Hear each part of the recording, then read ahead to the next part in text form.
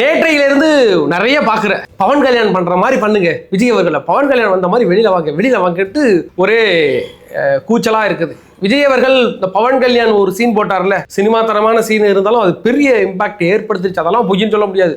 ஆளு பெரிய அளவுல தரமான சம்பவம் பண்ணி விட்டாப்லாங்க. ஆனா விஜய் அதை மாதிரி பண்ண முடியுமா அப்படின்னு கேட்டா இப்பொழுது பண்ண முடியாது. இது கரூர் இஷ்யூக்கு முன்னாடி அவர் பண்ணியிருந்தா கண்டிப்பா அது மாசா இருந்திருக்கும், பண்ணக்கூடிய ஒரு சாத்தியம் இருந்திருக்கும். கரூர் ஸ்டாம்பேடு மாதிரியான ஒரு சம்பவத்துக்கு பிறகு விஜய் அவர்கள் அப்படி பண்ணா அது இன்னுமே பேரு டேஞ்சர் ஆகும். திடீர்னு அந்த மனுஷன் வெளில வராப்பல, நீங்க என்ன சொல்றது, நான் போறேன்டான்னு பஸ் மேல ஏறி வந்து நிற்கிறாப்லன்னு வச்சுக்கல, எவ்வளவு கூட்டம் எகிரும், எத்தனை பேர் நடக்கும் சம்பவங்கள் அசம்பாவிதம் நடந்துச்சுன்னா பாத்தியா. அந்த கரூர்ல சம்பவத்தை பண்ணிவிட்டு மறுபடியும் எந்த கவலையும் இல்லாம விஜய் வரான்னு பேசுறதுக்கு எவ்வளவு வாடகை வாய்கள் இருக்கு. அது மட்டும் இல்லாம தேர்தல் ஆணையமே என்ன பண்ணும்னா, இது பெரிய கலவரத்தை தூண்டிட்டு இல்லைன்னா பெரிய அளவுல ஒரு பிரச்சனையை உண்டாக்கிட்டுன்னா சின்னத்தை முடக்கி வைக்கிறதுக்கு எல்லா உரிமையும் யாருக்கு இருக்குன்னா தேர்தல் ஆணையத்திற்கு. அவன் எப்படான்னு காத்து கிடக்குறாங்க, ஏதாச்சும் இந்த மனுஷன் பண்ணுவாப்லையா அதை வச்சு முடக்கிடலாமா அப்படின்னு மத்திய அரசும் சரி மாநில அரசும் கிடையாது காத்து கிடக்குறாங்க. அப்படிங்கிற பட்சத்துல அதெல்லாம் பண்ணுவதற்கு எந்த சாத்தியக்கூறும் கிடையாது. அப்படி பண்ணவும் கூடாது. விஜய் அதையும் மீறி ரொம்ப பிரச்சனை பண்றாங்க, ஸ்ட்ரெஸ் பண்றாங்க, வரண்டா வெளில என்னடா பண்ணுவா அப்படின்ட்டு வந்தாருன்னா அதுக்கான நடக்கக்கூடிய பின் விளைவுகளும் அவர் சந்திக்கிற மாதிரி இருக்கும்ல. அதனால அவர் கரெக்டாக ஃபோக்கஸாக இருக்கிறாரு. நீங்கள் நினச்சிக்கிட்டு இருக்கிறீங்களா அவரை? நம்மளுக்கெல்லாம் நினச்சிட்டு இருக்காங்க முடக்கிட்ட ஆள் முடங்கிறாரு, அங்கே தடை விதிச்சா அங்கே அம்மிடுறாரு, ஒன்றும் சொல்ல மாட்டேங்கிறாரு, இங்கே தடை விதிச்சா சரின்னு ஒத்துக்கிறாரு அப்படின்னு நீங்கள் நினச்சிக்கிட்டு இருக்கீங்க. Politician Vijay is more danger than actor Vijay. அது உங்களுக்கு தெரியாது. தெரிய வரும்போது நீங்க அந்த இடத்துல இருக்க மாட்டீங்க. எங்க அது சிஎஃப் சீட்ல இருக்க மாட்டீங்க சொல்ல வந்தேன். மனுஷன நம்பிக்கை இல்ல, வழி நடக்குது. இங்க வாய் பண்றது நம்மளுக்கு எல்லாம் அவ்வளவு சீக்கிரம் கச்சறது கிடையாது. குருதி ஆட்டமோ இது நம்ம ஆட்டம், காட்டில் நடக்குது. நீ ஏறி யார் ரகமில்ல, அது நம்ம காலம், பாத்துக்கலாம். வாடைகள் 100 வந்து போதவில்லையே. நம்ம எல்லாரும் எங்க அப்பா முயற்சி பண்ணி இறந்துட்டாருன்னு சொல்றோம், அது தப்பு. தடுக்க வந்த பகையும் என் அப்பா இறந்து போயிடுவேன் தெரிஞ்சேதான் முயற்சி பண்ணிருக்காரு. கண்ட சிங்கம் யார் கண்டு அஞ்சும். நம்ம சேனலை சப்ஸ்கிரைப் பண்ணி வச்சுக்கிடுங்க. எங்களுடைய எல்லா வீடியோக்களும் உங்களுக்கு உடனுக்குடன் வருவதற்கு அது மிக உதவியாக இருக்கும். அதுபோக உங்களோட தாழ்மையான கருத்துக்களை கமெண்ட் செக்ஷனில் பதிவிடுங்க, லைக் பண்ணுங்க, ஷேர் பண்ணுங்க. தலைவர் விஜய் அவர்கள் இன்றைய தினம் பிரச்சாரம் பண்றதா இருந்துச்சு. ஜாலியாக இருந்திருக்கும்ல, களை கட்டியிருக்கோம். அவர் மட்டும் வந்திருந்தா நம்மளாம் எதிர்பார்த்திருந்தது தான். நேற்றைக்கு தினமும் முடக்கப்பட்டது, இன்னைக்கு தினம் முடக்கப்பட்டிருக்கிறது அப்படிங்கிறது மனவருத்தத்துக்குரிய செய்தி தான். உங்களை மாதிரி நானும் ஒரு ஃப்ரஸ்ட்ரேஷன்ல இருக்கிறத வச்சுருக்கேன். இருந்த போதிலும் நாளைக்கு நுங்கம்பாக்கத்தில் 234 வேட்பாளருக்கான அந்த வேட்பாளரை அறிவிக்கிறார் விஜய் அவர்கள். அதற்கு பிறகு பாண்டிச்சேரிக்கான வேட்பாளருமே அங்கேயே அறிவிக்கிறதா நமக்கு நியூஸ் வந்திருக்கு. சரி பார்ப்போம், அதுக்கு ஒரு விசில் அந்த வெளியிடுவதாக பெரிய ஈவெண்ட்டே இருக்கு. அது பெரிய ஒரு இம்பாக்டாக இருக்கும். அதற்கு அடுத்த நாள் 30ஆம் தேதி விஜய் அவர்கள் பெரம்பூர்ல தன்னுடைய தொகுதியில வேட்புமனு தாக்கல் செய்கிறார். 12 மணிக்கு வேட்புமனு தாக்கல் செய்ய போகிறார் அப்படிங்கிற செய்தி வந்திருக்கிறது. இதற்கு பிறகு சூடு பிடிக்க ஆரம்பிச்சிருங்களா? இன்னும் ஒரு 26 நாள் தான் இருக்கு. நாளைக்கு போனால் நாளைக்கு முடிக்கினா 25, 24 நாளுக்கு பிறகுதான் விஜய் அவர்கள் அப்படியே பிரச்சாரம் பண்ணாலும் பண்ண முடியும். இது பிறகு எத்தனை முட்டுக்கட்டைகள் போட போறாங்கிறது நமக்கு தெரியல. அதையெல்லாம் தாண்டி என்டா நமக்கு தெரியுது இந்த பிரச்சனை பண்ண வராயின்னு. ஏன் விஜய்க்கு தெரியாதா? இந்த மனுஷனுக்கு ஒரு பிளான் இருக்குங்க. அவர் அப்பையிலேருந்து முன்கூட்டியே திட்டமிட்டு ஸ்டெப் பை ஸ்டெப்பாக தான் எடுத்து வைக்கிறாருன்னு நமக்கு தெரியும். அவருக்கு தெரியும் இது மாதிரிலாம் பண்ணுவாங்க அப்படிங்கிறது தெரியுங்கிற பட்சத்தில் சில பேருக்கு என்ன சொல்கிறாங்கன்னா, இல்லைங்க இது தேர்தல் ஆணையம் கட்டுப்பாட்டுக்குள்ளே வந்துட்டுங்க, இதுக்கு பிறகு நமக்கு ஃப்ரீயாக இருக்குங்க, நம்ம போயிட்டு பிரகாரம் பண்ணலான்னு சொல்லிக்கிட்டு இருந்தாங்க. எப்படி சாத்தியமாகும்? அதாவது இப்போ பார்த்தீங்கன்னா, இப்போ யாரு நம்மளுடைய தலைமையில் இருக்கிற எல்லாருக்கும் யாரு பொறுப்புன்னா இந்தியாவுடைய தேர்தல் ஆணையம் இருக்குல்ல, அது தமிழகத்தோட ஹெட் தான் இப்போ அது பொறுப்பாக இருக்கிறது. இதற்கு முன்னாடி யார் இருந்தான்னு வச்சுக்கலேன், இப்போ ஒரு நம்ம ஊரில் லோக்கலில் பிரச்சனை அப்படின்னா ஃபர்ஸ்ட் எஸ்ஐ இன்ஸ்பெக்டர், அதுக்கு மேலே எஸ்பி வருவாங்க, அதுக்கு மேலே டிஜிபின்னு போயிட்டு கடைசியாக எங்கே பார்த்தீங்கன்னா தலைமை செயலகர் இருக்கார்ல, தலைமை செயலகத்தில் ஒரு ஆள் இருப்பார்ல தலைமை செயலர், அவர் யார் பார்த்தீங்கன்னா நம்ம முதலமைச்சருடைய தலைமை ஆலோசகர், அவர்கிட்ட கொண்ட சேர்க்கணும். எல்லாரும் கலெக்டர் எல்லா போக்குவரத்து எல்லா அரசு கட்டமைப்பும் தலைமை செயலர்கிட்ட கொண்ட ஒப்படைப்பாங்க, ரிப்போர்ட் பண்ணுவாங்க. அதை அவர் முதலமைச்சர் ரிப்போர்ட் பண்ணுவார் முன்னாடி. இப்ப தேர்தல் ஆணைய இந்த விதிமுறையின்படி இப்ப இதெல்லாம் எங்க போகும்னா தேர்தல் ஆணையத்துக்கிட்ட போகும், தேர்தல் அதிகாரிகிட்ட போவோம். இப்போ நம்ம மாவட்டம் இருக்குல்ல, இப்போ மாவட்ட கலெக்டர் முன்னாடி கலெக்டராக இருந்தார், இதுக்கு பேர் அவர் கலெக்டர் கிடையாது. இந்த 3 மாதம், இந்த 1 மாதத்துக்கு அவர் தேர்தல் அதிகாரி, மாவட்ட தேர்தல் அதிகாரி. இப்போ தேர்தல் அதிகாரிகிட்ட போய் அதுக்கு பிறகு தேர்தல் ஒரு ஆணையம் தலைமை ஆணையர்கிட்ட போகும். இப்படிதான் இருக்கும். நான் என்ன சொல்றேன்னா, இதுக்கு பிறகு கட்டுப்பாட்டுக்குள்ள வந்துட்டு சொல்றீங்கல்ல, நேற்றுக்கு வரைக்கும் எங்க சிஎம் கிட்ட ரிப்போர்ட் பண்ணிக்கிட்டு இருந்தவங்க இந்த ஒரு மாசம் மட்டும் அங்க ரிப்போர்ட் பண்ணுன்றாங்க. இப்போ நான் ஒரு எக்ஸாம்பிள் சொல்றேன். இந்த பையன் என்கிட்ட வேலை பார்த்துட்டு இருக்கிறாங்களா, இப்போ அவர் என்கிட்ட எல்லாத்தையும் ரிப்போர்ட் பண்ணிட்டு இருப்பாங்கள, ஒரு மாசத்துக்கு மட்டும் நான் அவர்கிட்ட ரிப்போர்ட் பண்ணுங்கும் போது இப்போ நான் அவரை கான்டாக்ட் பண்ணி நான் வந்தது பிறகு நான் தான் வருவேண்டி பார்த்து இருந்து எது நான் சொல்ற மாதிரி பண்ணு அப்படின்னா பண்ண மாட்டாப்லையா. அதே மாதிரி தான் தற்பொழுது வந்து முதலமைச்சர் கண்ட்ரோலில் இல்லைனாலும் அந்த தலைமை செயலாளர் அது மூலமா மற்ற எல்லா கலெக்டரையும் சரி டிஎஸ்பி எஸ்பி எல்லாரையும் அந்த டீம் தான் கண்ட்ரோல் பண்ணிட்டு இருக்கு. சும்மா வெளியில வேணா இல்லை தேர்தல் ஆணையம் சொல்லிட்டு இருக்காங்க, அதெல்லாம் உண்மை கிடையாது. அப்படியாக தலைவர் விஜய் அவர்கள் அடுத்த கட்ட பிரச்சாரம் எப்பொழுது என்று இதுவரையிலும் யாருக்கும் தெரியல. அநேகமாக 31ஆம் தேதிக்கு பிறகு எப்போ அப்படிங்கிறது நமக்கு அறிவிப்பாங்க. அதற்கு பிறகு தான் நமக்கு தெரியும்.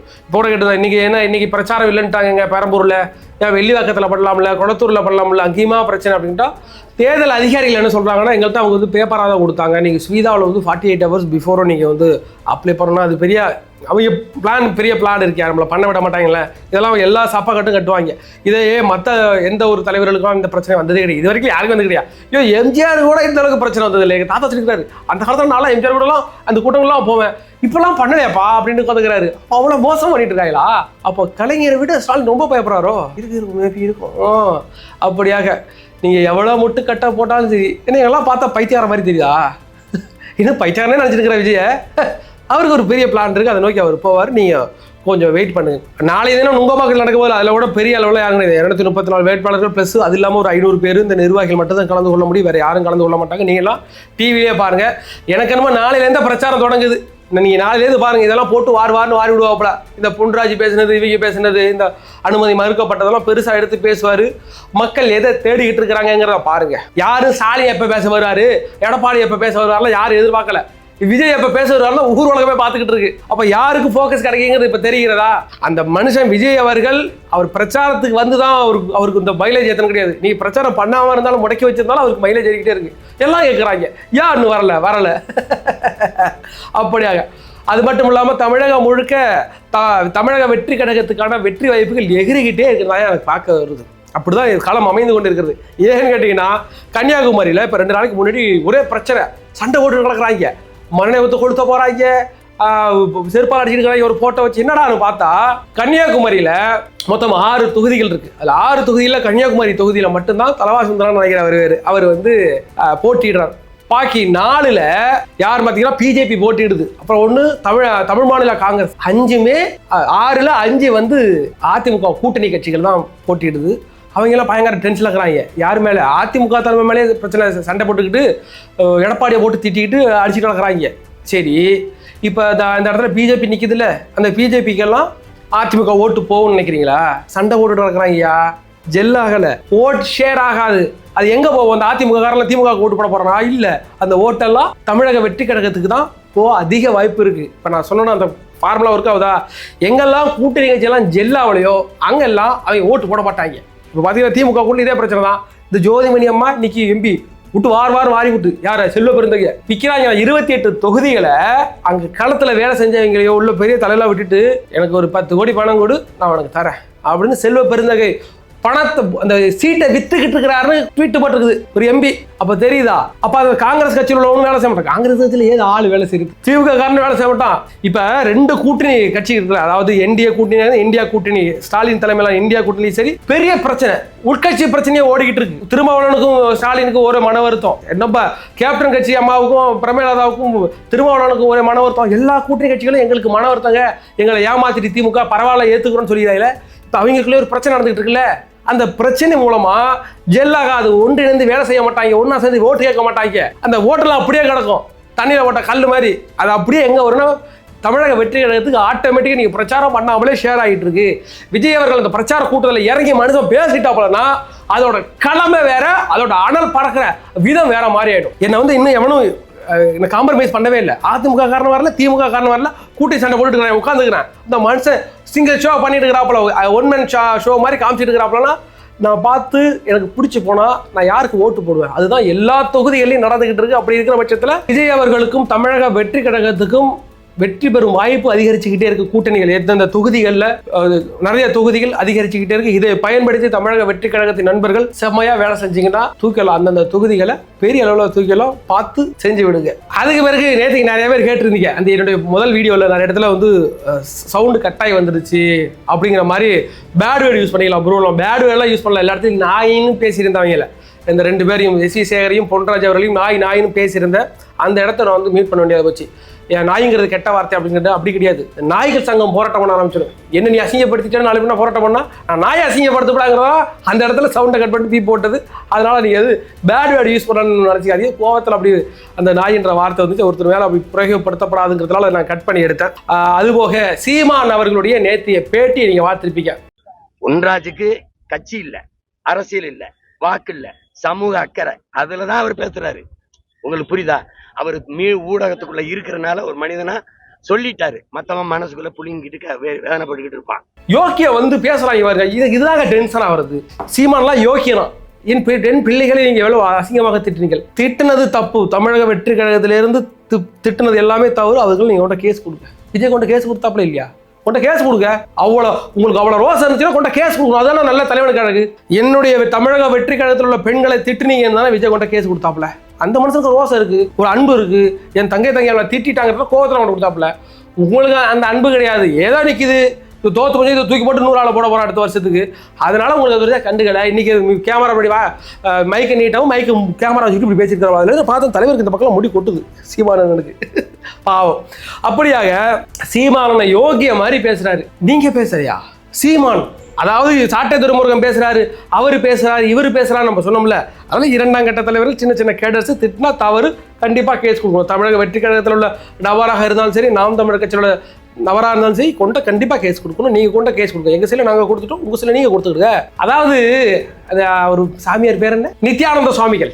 நித்யானந்த சுவாமிகள் வந்து இப்போ டெய்லி உட்காந்து பிரச்சாரம் இது பண்ணுவார், பரப்புரை பண்ணுவார், பேசுவார்.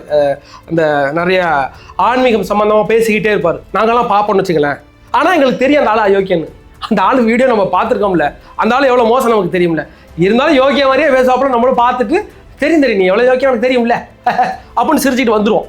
அதே மாதிரி தான் நீ சீமான் பேசும்போது அப்போ அப்படியா சரி சரி நீ எவ்வளோ அயோக்கியம் எனக்கு தெரியும்ல. மாமா கெட்டவன்லடி கேடு கட்டவனு சட்டை ஒன்று விரிச்சு போட்டு பார்த்தீங்களா, அது நாங்கள் பார்த்துருக்கோம். அப்புறம் ஒரு பெண்கள் படைசூட உட்காந்துக்கிட்டு நானா குச்சி கட்ட உள்ள பெண்ணையா அப்படிங்கிற மாதிரி ஒரு வார்த்தை விட்டீங்கல்ல, அதையும் பார்த்துருக்கோம். இந்த மக்கள் பார்த்துக்கிட்டு இருக்கிறாங்க. என்னமோ வயசுக்கு வந்தோன்னா குச்சில் இருந்த புள்ள தூக்கிட்டு போய் அப்படி சோளக்காட்டில் வச்சு குண்டு கட்டா கற்பழிச்சு விட்ட மாதிரி கதறிட்டு இருக்கு எல்லாரும். இன்னைக்கு இந்த சீமான் மைக்கு வாயில கிடைச்சிட்டு இருக்கிறதுனால கண்ட வேடிக்கை நீங்க பேசுனீங்கன்னா நம்பிட்டு போறதுக்கு நாங்கள் அந்த அளவுக்கு ஒன்று முட்டா பீஸு கிடையாது. கொஞ்ச நாள் அறிவு இருக்கிறோம். கடந்த காலங்களில் நீங்கள் என்னென்ன பண்ணியிருக்கீங்கன்னு பார்த்துருக்கோம்ல. அதனால நீங்கள் டோன்ட் வரி என்ன சீமானன்னா நீங்கள் என்னன்னாலும் பேசுங்க. உங்களுடைய வரலாறுகள்லாம் படித்து இடிச்சிட்டு தான் நாங்களாம் தம்பிகள்லாம் களத்திலேருந்து வெளியேறி வந்திருக்கிறோம். அப்படிங்கிற பட்சத்தில் இதை வச்சு நீங்கள் ஏமாடாதீங்க. கொண்ட கேஸ் கொடுங்க. தமிழக வெற்றி கழகத்தில் தப்பாக பேசுகிறவங்க கொண்ட கேஸ் கொடுங்க. நீங்கள் ஒரு நல்ல ஒரு தலைவனாக இருந்தால் விஜய் அதை செஞ்சுட்டாரு. அதற்கு பிறகு சாட்டை துறவுருக பாட்டிக்கிட்டாண்ட பாவம். அவர் வந்து 2023 திமுகவுக்கும் மார்டின், அதாவது நம்ம ஆதவர்ஷனா இருக்காங்க அவரோட மச்சான், அவங்க ஃபேமிலி வந்து பெரிய அளவில் திமுகவுக்கு காசு கொடுத்துருந்தாங்க. 500 கோடி ரூபா கொடுத்துருந்தாங்க அப்படிங்கிறது வெளியில் வந்துச்சு. அது பெரிய இஷ்யூ ஆனிச்சுன்னு வச்சுங்களேன். உங்களுக்கு தெரியல, அதோட டீட்டெயில் போய் படிச்சு பாருங்க. அப்படியாக அந்த சமயத்தில் 2023 சாட்டை துறைமுருகன் வீடியோ ஓட்டிருந்தாப்புல. திமுகவுக்கும் இந்த லாட்டின் மார்ச் யாரு தெரியுமா உங்களுக்கு, அவர் என்னென்ன பண்ணியிருக்காரு தெரியுமா அண்ணன் போட்டிருக்காப்புல வச்சுக்கலேன். அப்போ வந்து பெரிய அளவில் அது இஷ்யூ ஆனிச்சு. கொஞ்ச நாள் பணத்தை கொடுத்து செட்டில் பண்ணிவிட்டாங்க. யாருக்கு? சாட்டை துரைமுருகனுக்கு. அதனால அந்த வீடியோவை டெலிட் பண்ணிட்டாருப்பா. அந்த வீடியோ பிரைவேட்ல போட்டு மறைச்சிட்டாப்புல.